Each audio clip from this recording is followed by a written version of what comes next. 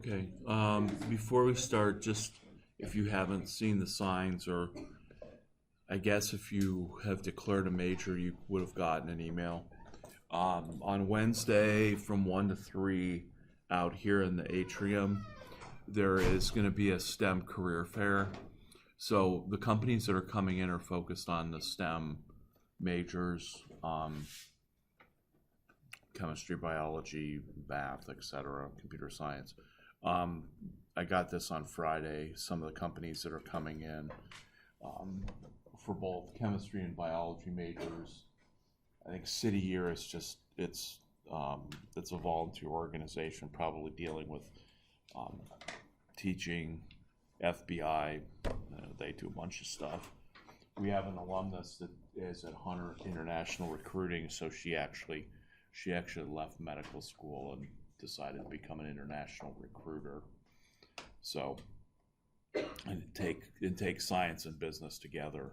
Lubrizol will have a number of different positions at their various places in Cleveland, and we've had biology and chemistry majors get internships there. And then this MIM software, my understanding is they're trying to develop software for PET scans, and they like people with science backgrounds to try and work on that. And then the sewer district does both chemistry and biology, if you're into environmental water stuff. Oakwood Labs is a pharmaceutical company that does QA, QC, meaning quality assurance, quality control testing for a number of different drug companies and products. They do packaging, and then also they do some drug development. So they're looking at chemistry and biology majors as well. And the Peace Corps does peace, and then Scribe America, we've had people pursue both as part-time job as well as a full-time job doing medical scribing. So that's just, I think, I don't know if that's the entire list, or maybe a couple more that are in there. So if you're interested in talking to people, even if you're like not necessarily looking for an internship per se right at the moment, it's good to talk to people about their various careers and paths, and there'll be a number of alumni there that can tell you, like, okay, I went from your seat to whatever it is they do now. So it's well worth the time. I think Sherwin-Williams they have stuff posted in Handshake. So if you've got a resume on Handshake, you can go in and see what jobs are posted, and you will by the end of the semester have a resume up, because that's one of the assignments. So just so you know, last year they had a very good turnout, and so Career Services is trying to focus some stuff just for STEM, because sometimes the other career fairs are focused more on business, although there are STEM possibilities there. You just have to look for them. So so if you're interested, it's from 1 to 3 on Wednesday. Okay, so that's that.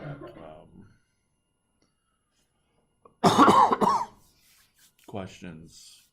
There are 2 topics: Newman projections, analyzing Newman projections, and then the beginning of chair cyclohexanes, which would be which will bleed into Wednesday as well. So, questions?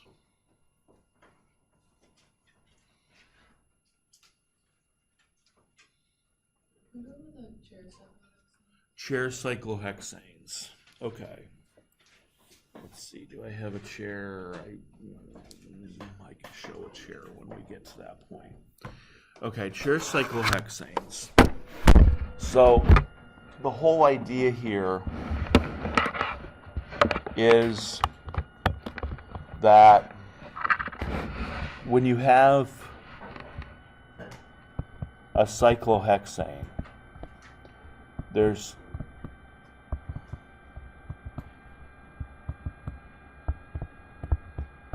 two hydrogens per carbon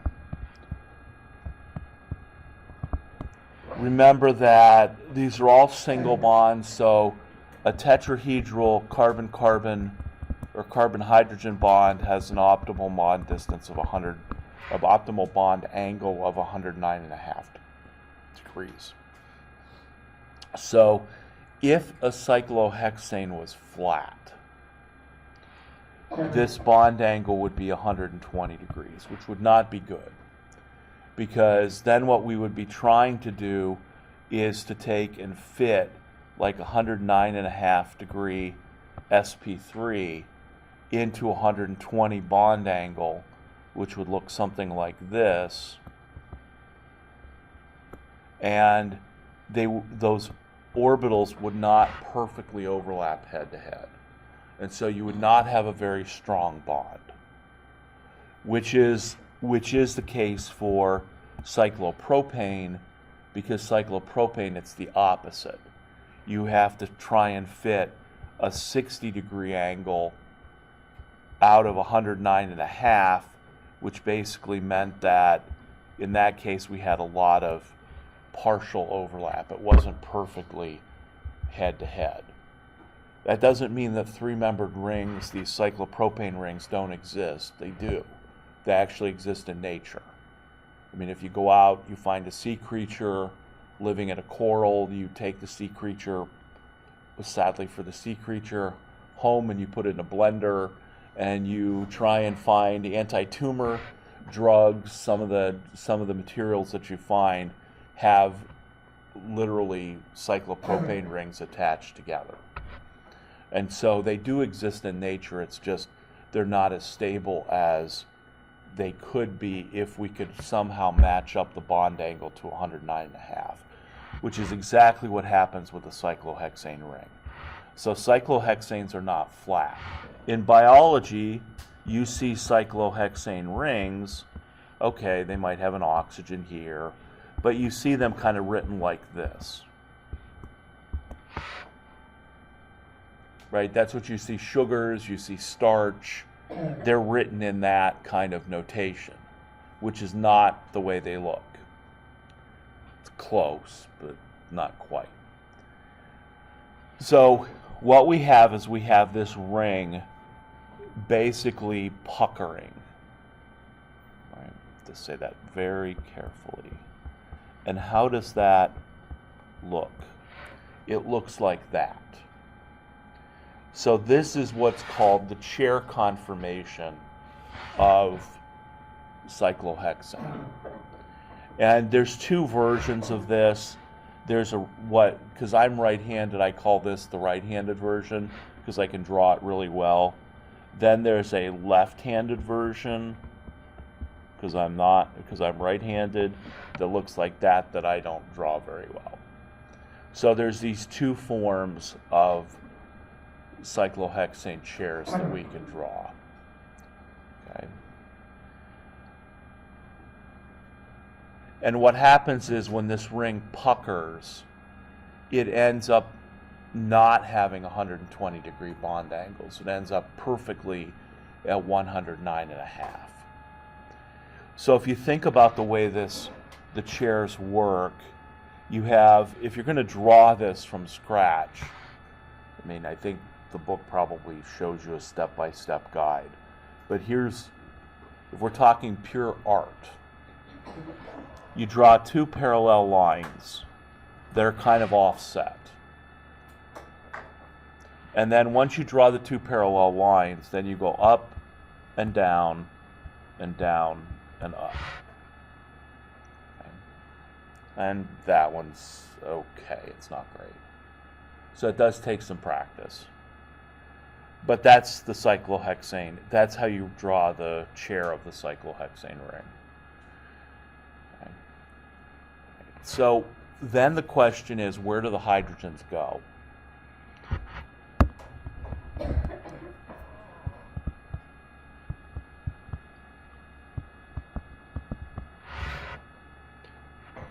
Better. So there are positions that are perpendicular to the ring and there are positions that are parallel to the ring. We can start with the positions that are perpendicular to the ring. Now, these are tetrahedral carbons, so they got to kind of look tetrahedral. So we start with what three positions are above the ring, what three positions are below the ring. Well, these are the three positions that are above the ring, and they're perpendicular to the ring. Okay, so those are positions above the plane of the ring. And then on the other carbons, we've got down, down, down.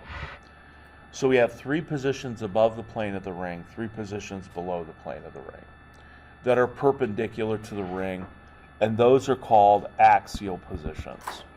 So we can write, I'm going to write an A next to them because those are called axial, the positions that are perpendicular to the ring.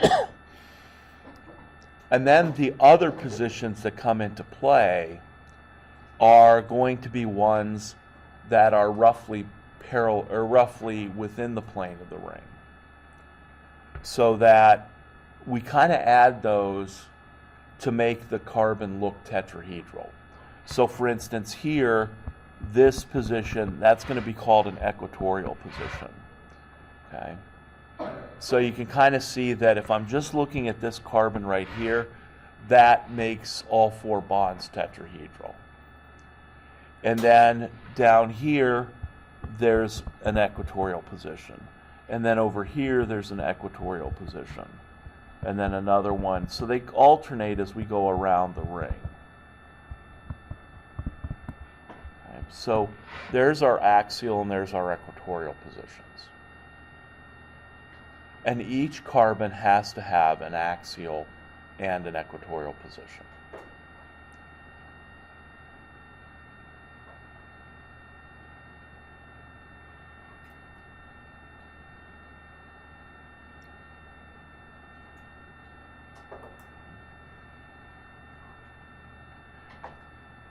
Now, the axial and equatorial, this is where when you first start you kind of get confused.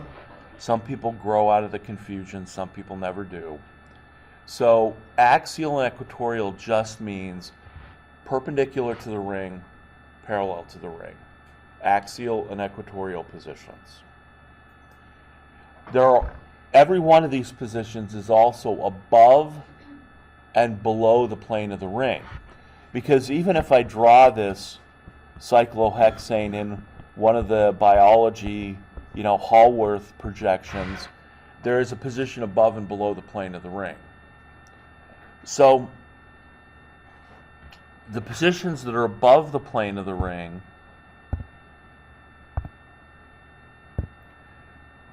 are going to be, well, first of all, above the plane of the ring, this axial, that axial.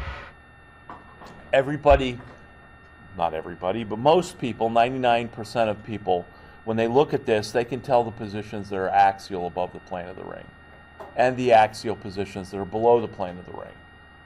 So the axial ones are the easy ones. It's the equatorial ones that get people in trouble.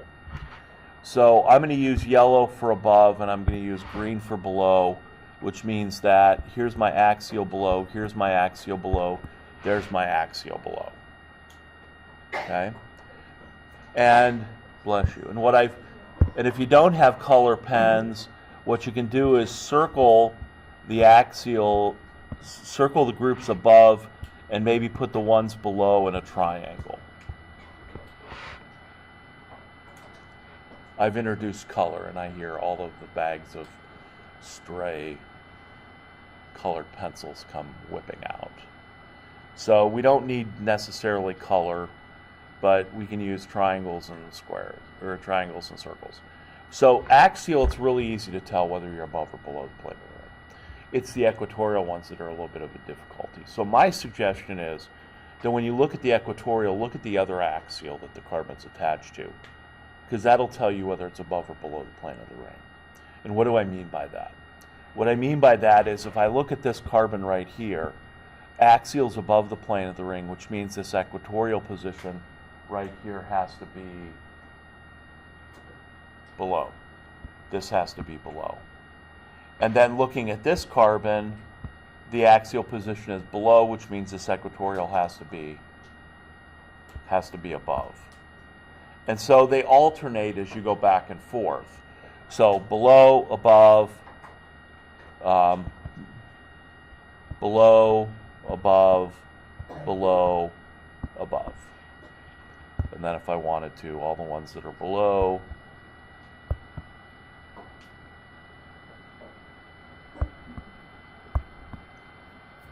and then all the ones that are above. I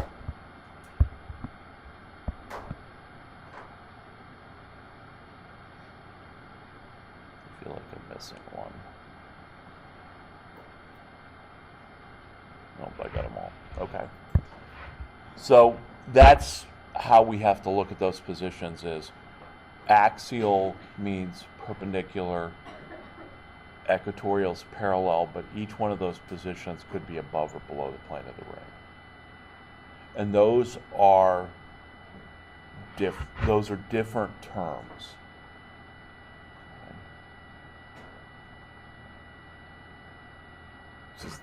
Did that make sense to everybody?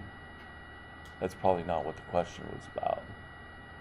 But then the next thing we do with this is we say, okay, I want to put a group on the ring. And if I want to put a group on this ring, where could it go? Well, it could go above or below the plane of the ring. So if I take my cyclohexane ring and I say over here, I want to put a methyl group. The methyl group could be above the plane of the ring,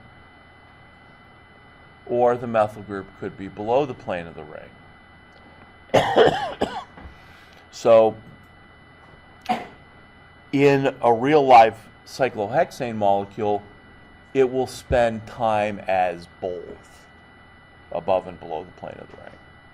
And what do I mean by that? What I mean by that is that cyclohexane rings are dynamic. They have access to about 20 kilojoules per mole at room temperature of thermal energy. Everything operates on thermal energy. So in general chem, you had a plot of like gas molecules and how much energy they had. There was a average kinetic energy. Some were above, some were below. The way reactions occur is one molecule with kinetic energy strikes another one. They transfer kinetic energy and maybe a reaction occurs. In the gas phase, it hits it and it moves on like pool balls, like if you're playing billiards. So in this case, this molecule has thermal energy, and what it can do is it can do what's called a ring flip. And so when it does a ring flip, we bring this end up. So if I grab that molecule, and I'll show you an animation here in a minute, if I brought that one up, what would happen is that I would go into this conformation. So if I just bring this methyl, or if I just bring the CH2 group up, I form what is called the boat conformation. So that's the boat conformation. It probably should be more of a canoe conformation. And then that is very unstable because now I've got some hydrogens called the flagpole hydrogens. The methyl group and the hydrogen would be really close in space, and they would be interacting with each other. And so if I do that, then I could bring this carbon and I could rotate it down to then form the left-handed version of the cyclohexane. And so when I do that, if we look at the methyl group's position, the methyl group here is axial up. And when I rotate that carbon down, the methyl group still has to be above the plane of the ring. But now it's equatorial above. And this hydrogen now goes from below the plane of the ring, it's still below the plane of the ring, it now moves to an axial position. So what happens is when you do what's called the ring flip, and this is a ring flip, it's not, you don't move anything. You just grab the one carbon, move it up, and then grab the other carbon and move it down, going through the intermediate stage of the boat.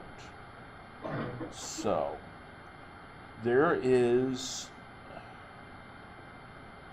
chairs. Where's the chairs? Oh, chairs. There is a company that I talked to at the beginning of last year, and they wanted me to adopt a whole bunch of stuff.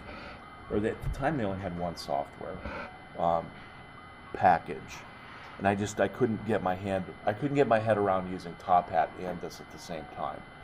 But I ran into her again over the summertime at a conference. And she had new stuff. And that's upside down. And their thing, I'll give you the name of this. This is an app both for the Droid and, yes, it's music. They're into gamification. So this is a game.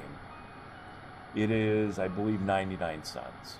Because she has money from NSF to be able to do this. I didn't even know. I was in my office with a student from another class, and I was like, well, there's this program, and she's like, well, what's that one? And I go, I don't know. So she downloaded it, and it's like, oh, this is exactly what we're doing in class, which means I'm a couple of days behind Dr. Kwan, but that's okay. Tutorial. Okay, this is cyclohexane. Consists of a ring of carbons. Each carbon has 4 bonds. Yeah. Yes. But cyclohexane is not flat. Swipe to view cyclohexane on its side.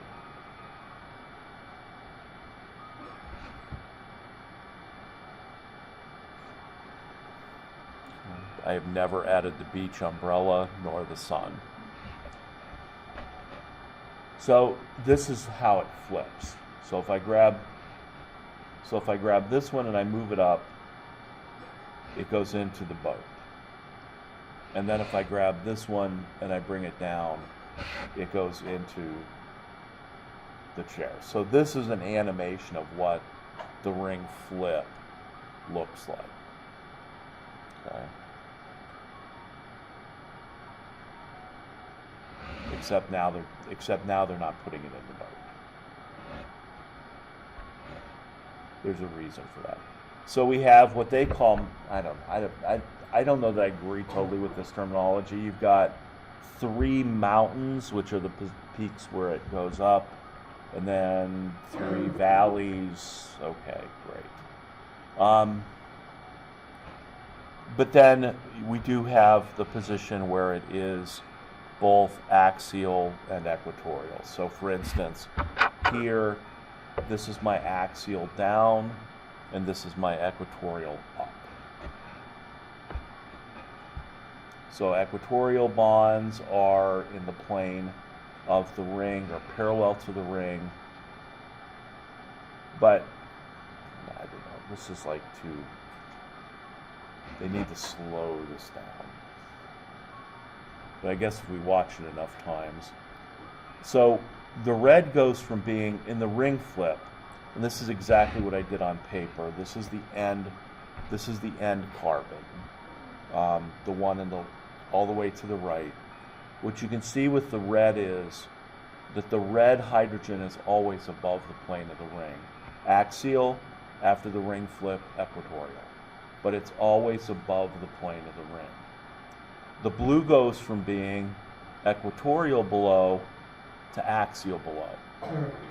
So everything that's above the plane of the ring is always above the plane of the ring. Everything below the plane of the ring is always below the plane of the ring. And so that's what this tells you. And you can do this with models as well.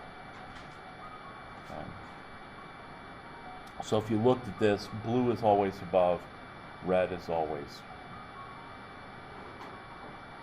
Now they switch the color scheme. Red is axial, blue is equatorial. So if you looked at my PowerPoint slide in my video, I kept the colors all above and below the same so that you could see this. Okay, we're not playing. You can practice all you want, but we're not playing the game. You can certainly play the game. There's some educational theory about trying to make these games so you're not doing homework problems. You're playing a game. Whatever it takes, I guess. So that's I'll just tell you, the company is called IllComeE. They have a website called IllComeE.ie. And so if you have like an iPhone, you search in the App Store, you'll see that they have a bunch of them. I think a bunch of them are free. Like I said, and I'm not quite sure how that happened, because we were talking about how we could get this in the hands of students. I'll show you something else. They have another one that's kind of cool, and then they have one where they move the electrons around, which is the one they originally came up with. So I don't know. She recognizes my name because I'm sorry I didn't get a chance to email you during the academic year, and she's like, oh, I remember, because she's trying to get this into Top Hat. And I sat with the Top Hat guy for 2 hours last week at the IT fair. And I kind of said, hey, have you seen this? This would be good to add into Top Hat. Because then it would cost less, because it would automatically be in there. And he's like, no, I don't know who she was talking to. And he got on the phone. And so I don't know, maybe I helped her push into that. Anyway, so this is what the ring flip is. Now,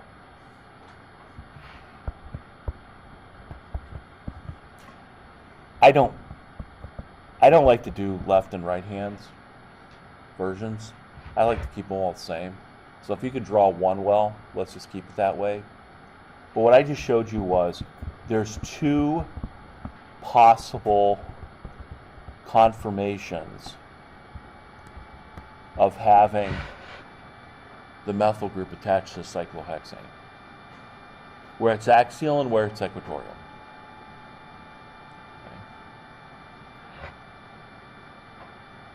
Now, how do I get those? I get those by doing a ring flip, but what I'm saying is, if I want to keep the same cyclohexane ring, the methyl group is either axial or equatorial. Now, if it is, which one of these 2 is more stable?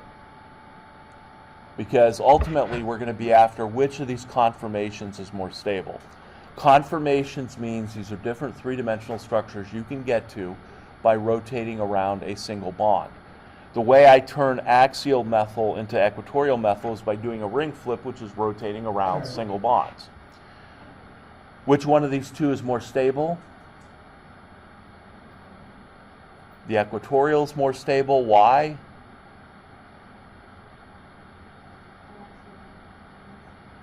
Because of diaxial interactions. Usually it's because, well, that's what you told us in the video, which is true. So what are the bad interactions in a cyclohexane ring? What are the destabilizing interactions? It turns out that the destabilizing interactions are when a group is axial, it then is close in space to other axial groups on the same side. So other axial groups on the same side of the ring. And so those cause what the book calls steric interactions. What I would have called steric interactions of, well, though they're throwing in a torsional, which I kind of recorded a video on over the weekend. So this methyl group is close in space to these 2 hydrogens. Now remember, all atoms are is big clouds of negative charge. So when atoms get close together, they're going to repel each other. And that's the sterics. So whenever a group is axial, it's close to other axial groups. And the relative numbering, and this is the relative numbering of those, are 1, 2, and 3. So the other axial groups are at the 3 position relative to the group you're looking at. So these are called 1-3 diaxial interactions. And they are destabilizing.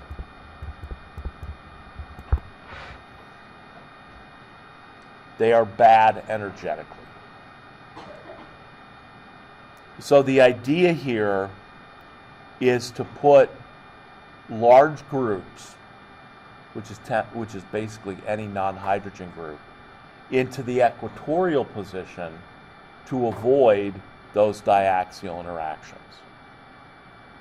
So given these two possible conformers, this one is going to be more stable.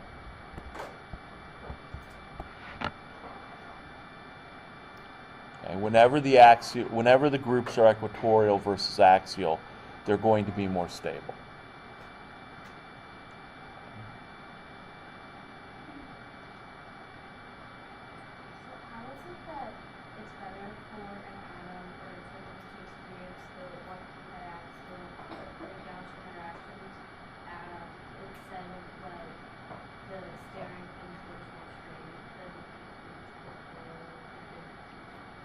That's a good question. And that's usually where I would go. So let me pull up another program here. Not that one.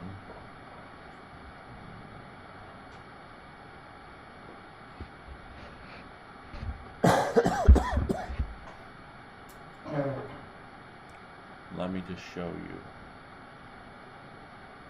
That's fine. That won't work. I know you can't see it.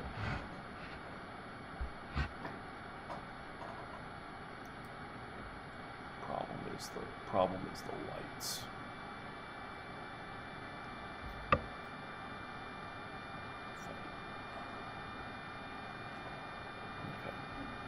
And I want to put this in cylinders. Okay. So here's this methyl cyclohexane with the methyl group equatorial. Okay.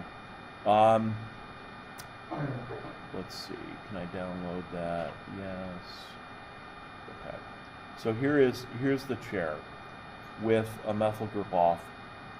This methyl group right here is equatorial.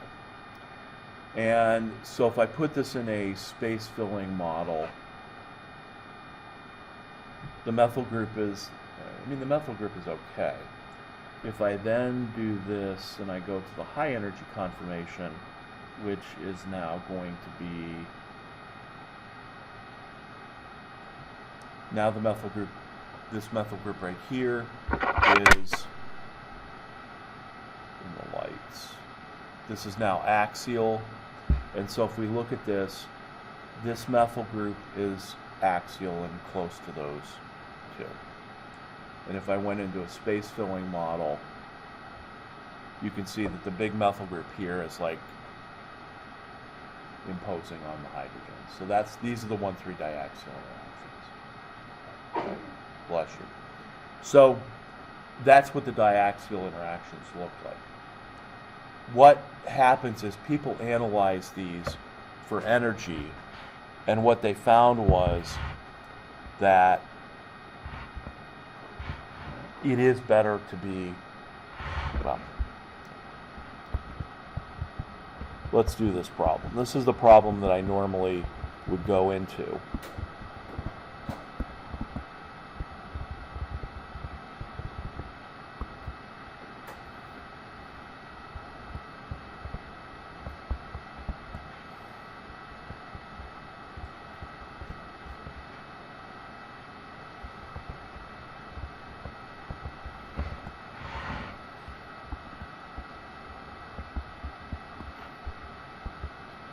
Notice that I also have a tendency to leave out the atoms, the other hydrogens that I don't need to see.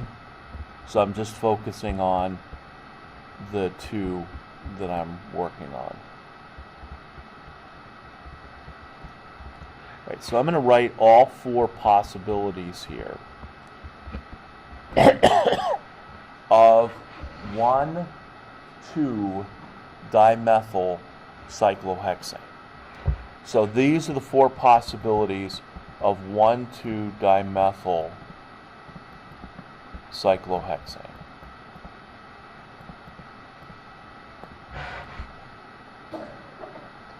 So how did I draw those four possible conformations? What I did was I decided in the top two to put the methyl and the hydrogen, the methyl axial and the hydrogen equatorial. And then I'm going to go ahead and put the other, so there's four possibilities. Methyl axial, equatorial for one carbon, and axial and equatorial for the other carbon, which means there's four possibilities. So we've got axial and axial, axial and equatorial, equatorial and axial, and equatorial and equatorial. So those are my four possible conformations for this. And all I did was I just decided to put the top two, the top methyl group would be axial. In the bottom two, the top group would be equatorial. And then I went axial, equatorial, axial, equatorial. So that's how I came up with my four combinations here. Okay. My first question has to be, two of these are cis and two of these are trans. And what does it mean to be cis? It means both groups are on the same side of the ring, and trans, both groups are on opposite sides of the ring. So for these four, I'll call them A and B and C and D. Two are cis, two are trans. I'll give you a minute. Tell me which is which. Which is cis, which is trans in those four.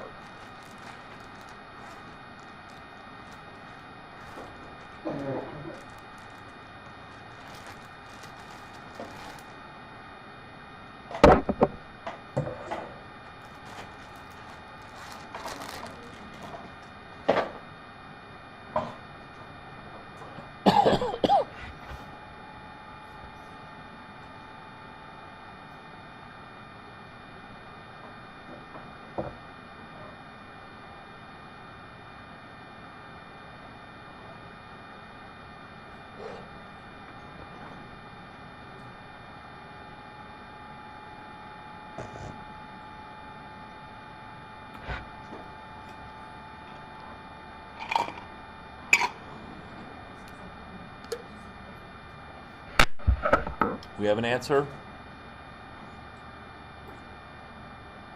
We think we know which ones are cis and which ones are trans? Okay.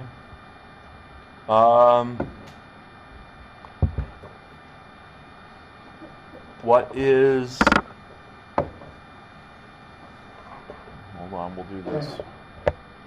Okay. I'm going to go 1, 2, not say the 3, and then you're going to tell me what A is, okay? So 1, 2, A is cis. Let's try that again. 1, 2, okay, which is it?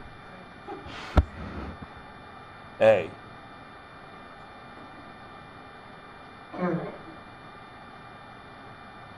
Pi.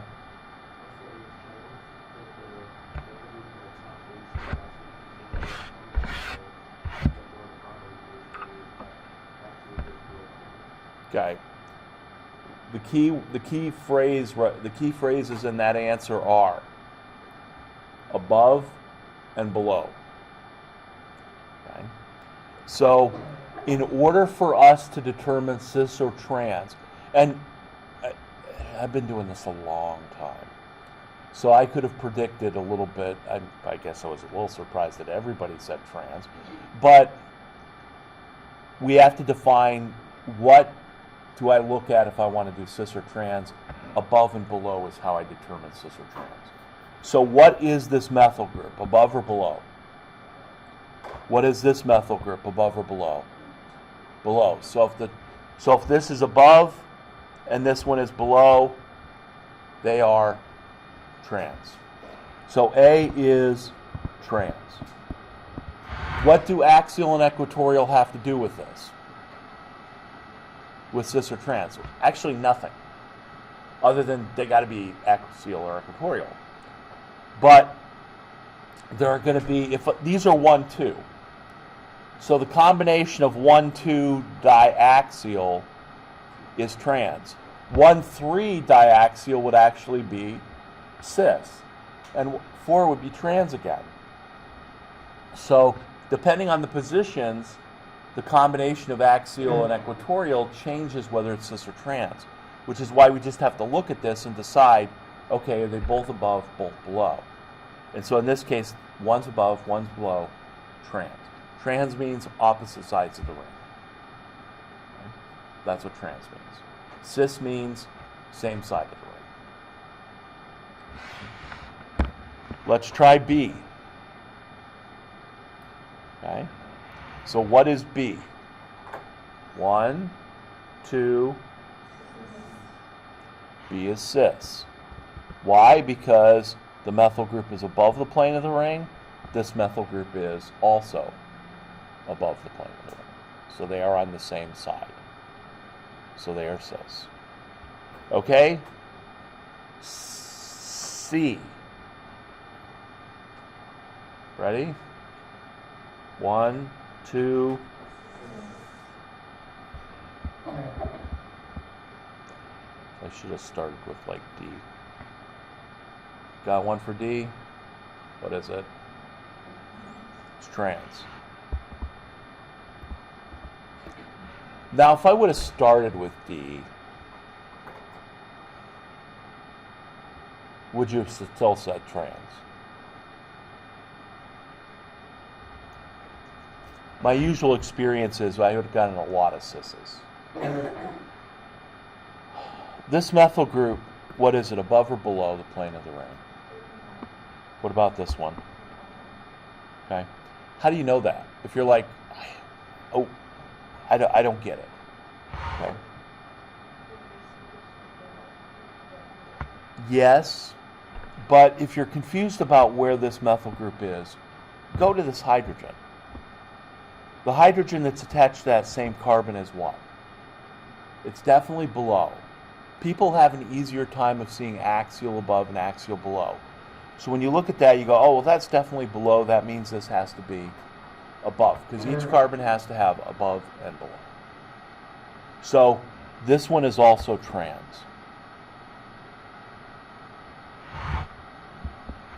Does that make sense to everybody? So the question your question, Julia, is this, from the book, I'm assuming, or maybe I'm just modifying your question into my own. So why is it worse to have these two methyl groups in the trans? Why is it worse to have those two methyl groups having 1,3 diaxial interactions with those two hydrogens than it is to have them next to each other here?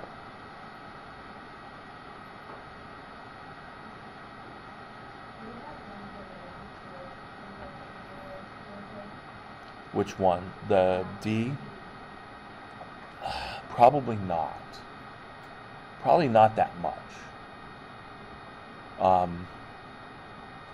Two groups that are axial to each other will bend the ring. Will cause them to begin to bend the angles, but not if they're both equatorial.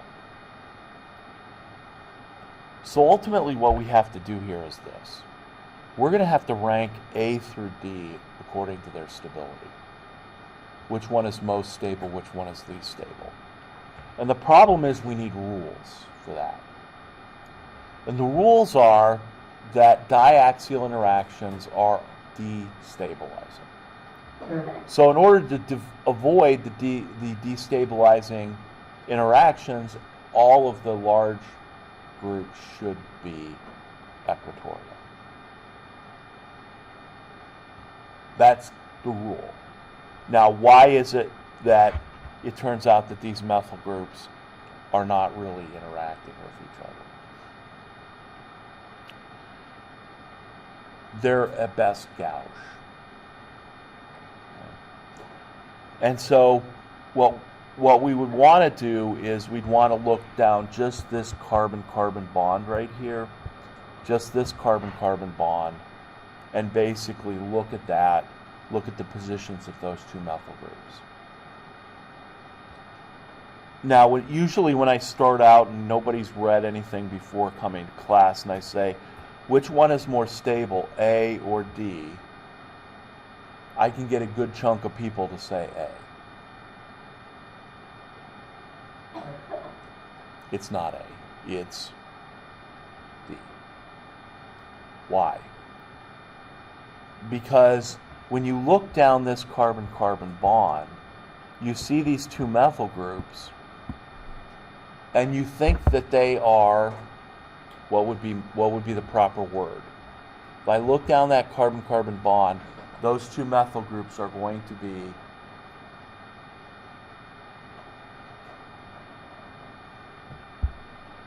okay. If I look down that carbon-carbon bond, I'm going to see this.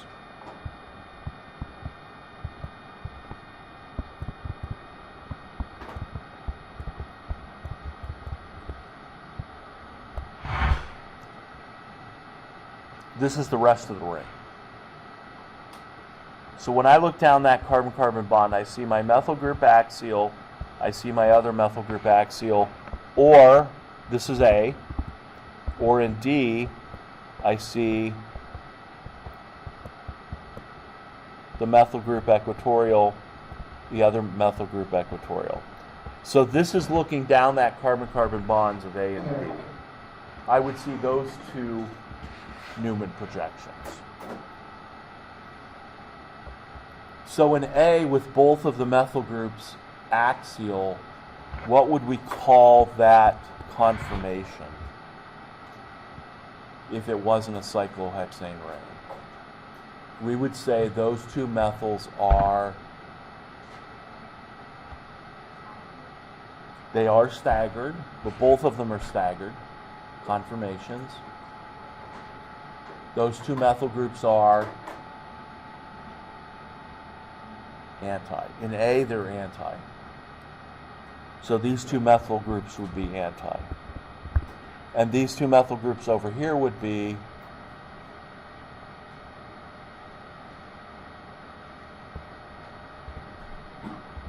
they would be called gauche.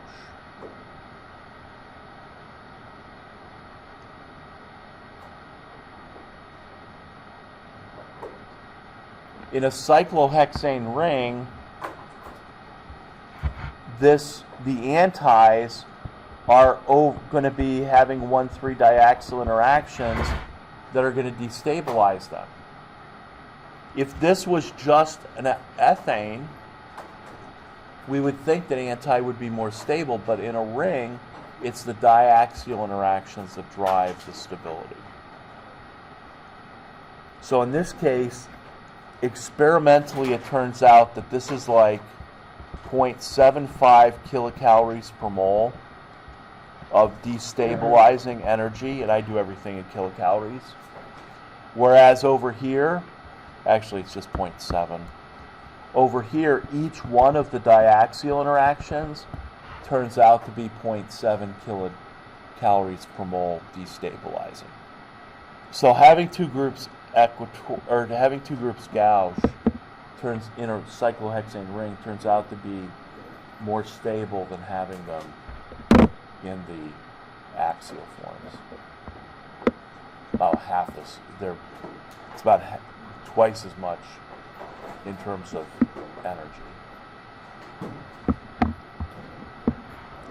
Okay, so if I have any psychic abilities left, I have a feeling some people are like, whoa. And then we didn't do any Newman projections. So that's fine, because today and Wednesday kind of go together. So if you have questions, if you're like totally confused, first you could go back and look at my videos that I put online. And I also embedded them, I think, in the book. I may not have embedded the cyclohexane, but I'll go back and do